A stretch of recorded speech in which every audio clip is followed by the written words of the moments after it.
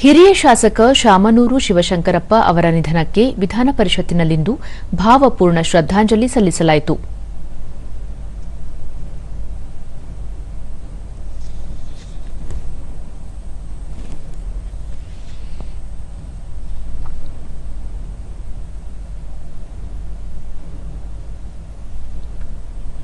ಸಂತಾಪ ಸೂಚನಾ ನಿರ್ಣಯ ಮಂಡಿಸಿದ ಸಭಾಪತಿ ಬಸವರಾಜ ಹೊರಟ್ಟಿ ಅವರು ರಾಜಕೀಯದ ಜೊತೆಗೆ ಉದ್ಯಮಿಯಾಗಿಯೂ ಯಶಸ್ವಿಯಾಗಿದ್ದ ಅವರು ಹಲವು ಪ್ರಶಸ್ತಿಗಳಿಗೆ ಭಾಜನರಾಗಿದ್ದರು ಎಂದು ಸ್ಮರಿಸಿದರು.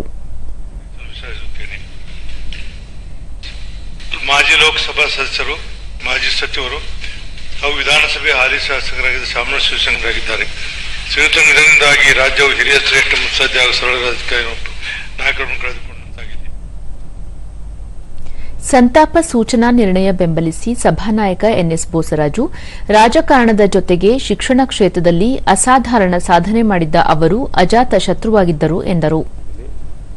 ಅವರ ಕುಟುಂಬಕ್ಕೆ ಮತ್ತು ಅವರ ಅಭಿಮಾನಿಗಳಿಗೆ ದುಃಖವನ್ನು ಭರಿಸತಕ್ಕಂಥ ಒಂದು ಪ್ರದರ್ಶನ ಅಂತ ಹೇಳಿ ಆ ದೇವರಲ್ಲಿ ಪ್ರಾರ್ಥಿಸಿ ಏನು ನಮ್ಮ ಸಭಾನಾಯಕರು ಪ್ರಸ್ತಾವನೆಗೆ ಅನುಮೋದನೆ ವ್ಯಕ್ತಪಡಿಸಿದರು.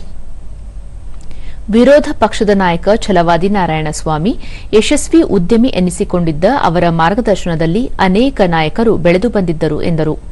ಮೇರು ವ್ಯಕ್ತಿತ್ವದ ಅವರು ತಮ್ಮ ಸ್ನೇಹ ಬಳಗದಲ್ಲಿ 555 ಶಾಮನೂರು ಎಂದು ಖ್ಯಾತಿ ಹೊಂದಿದ್ದರೆಂದು ಸ್ಮರಿಸಿದರು. ಕಾರಣಕ್ಕೆ ಆಗಿರತಕ್ಕಂಥ ಒಂದು ನಷ್ಟ ಅಂತಾದರೂ ನಾನು ಭಾವಿಸುತ್ತೇನೆ. ಮೃತರ ಆತ್ಮಕ್ಕೆ ಶಾಂತಿ ಸಿಗಲಿ ಮತ್ತು ಕುಟುಂಬಕ್ಕೆ ಅವರ ಅಗಲಿಕೆಯನ್ನ ಸಹಿಸಿಕೊಳ್ಳುವ ಒಂದು ಧೈರ್ಯವನ್ನ ಭರಿಸುವ ಶಕ್ತಿಯನ್ನ ಭಗವಂತನವರಿಗೆ ನೀಡಲಿ ಅಂತೇಳಿ ನಾನು ಪ್ರಾರ್ಥನೆ ಮಾಡ್ತೇನೆ. ಸಂತಾಪ ಸೂಚನೆ ಬಳಿಕ ಸಭಾಪತಿ ಬಸವರಾಜ ಹೊರಟ್ಟಿ ಅವರು ವಿಧಾನ ಪರಿಷತ್ ಕಲಾಪವನ್ನು ನಾಳೆಗೆ ಮುಂದೂಡಿದರು.